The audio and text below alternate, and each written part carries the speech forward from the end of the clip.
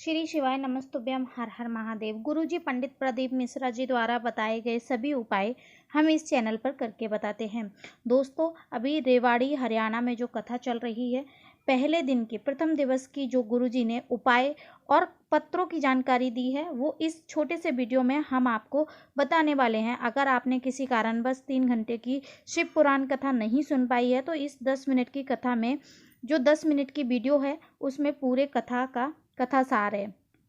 बेलकलेश्वर महादेव, जो कि रेवाड़ी हरियाणा में कथा चल रही है, आज प्रथम दिवस की महाशिव पुराण कथा थी। इसमें गुरुजी ने कुछ उपाय बताए हैं और पत्रों की जानकारी दी है।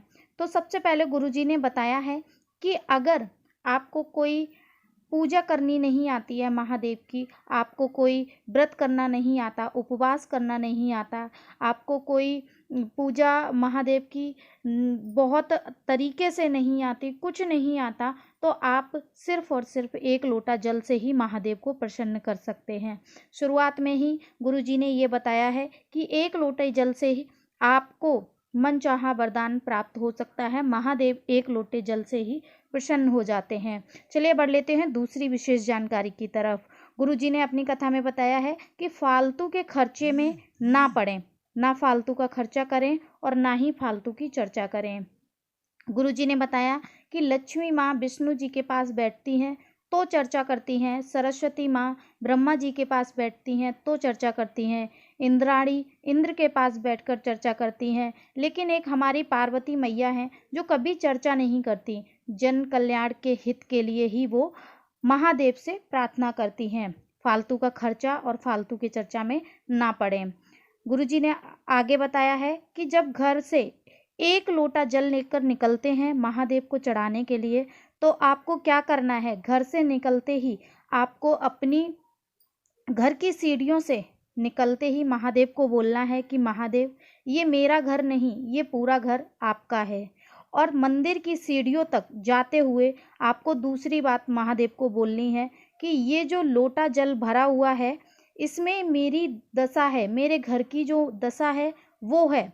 जब आप शाम को पार्वती मैया के साथ भ्रमण पे निकलते हैं, तो 2 मिनट के लिए मेरे दरवाजे तक आ जाना, हे मेरे शंभू, हे मेरे भोलेनाथ।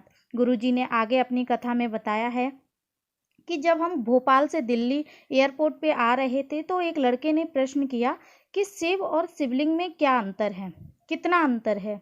तो गुरुजी ने अपनी कथा में बताया, उन्होंने बोला कि मैं प्रथम दिवस की कथा में बताऊंगा, अगर आप सुनना चाहते हैं तो आप प्रथम दिवस की कथा जरूर सुने।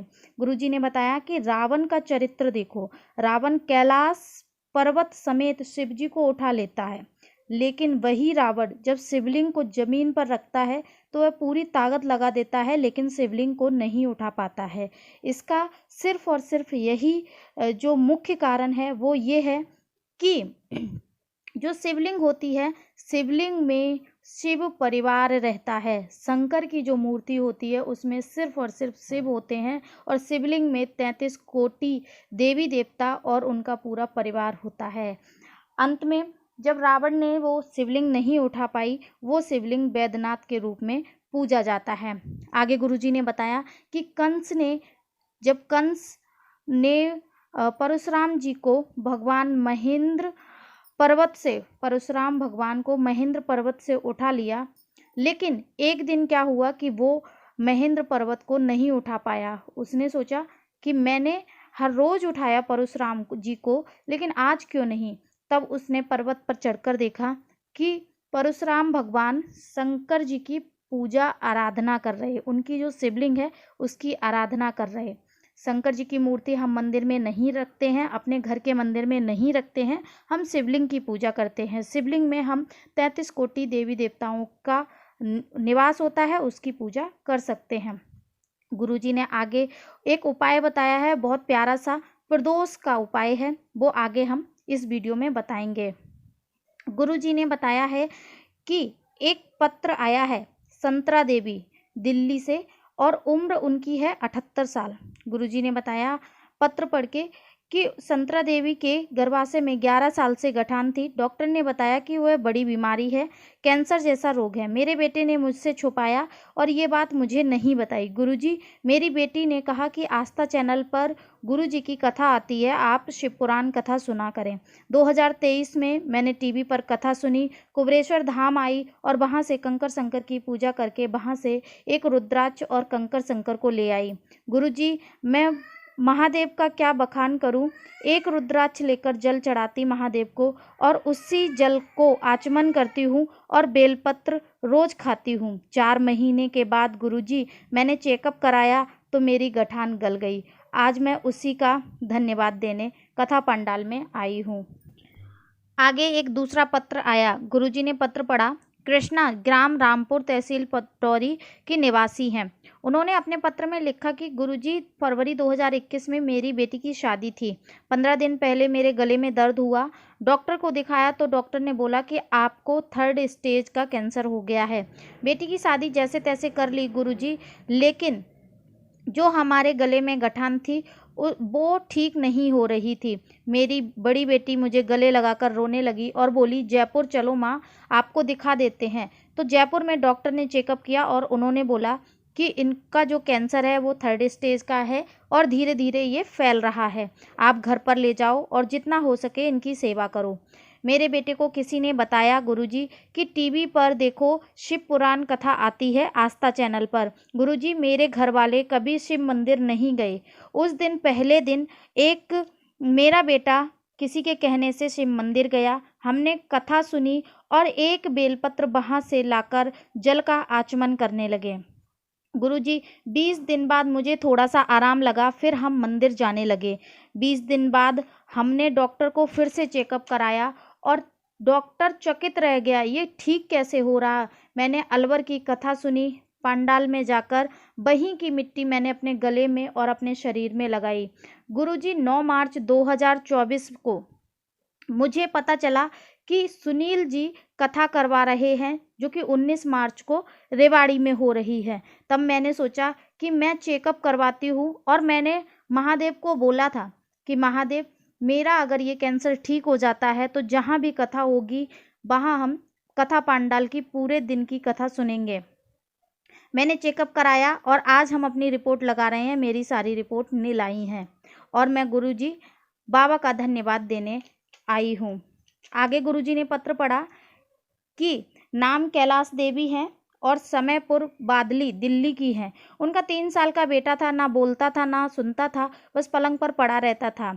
डॉक्टर ने बोला कि इसकी बीमारी समझ नहीं आ रही। गुरुजी, आपकी कथा मैंने 2023 से सुन रही हूँ। आपकी कथा सुनती थी, बच्चा रोता था तो सुनाई भी नहीं देता था। मैंने आपका बताया हुआ बेलपत्री शहद का उपाय किया।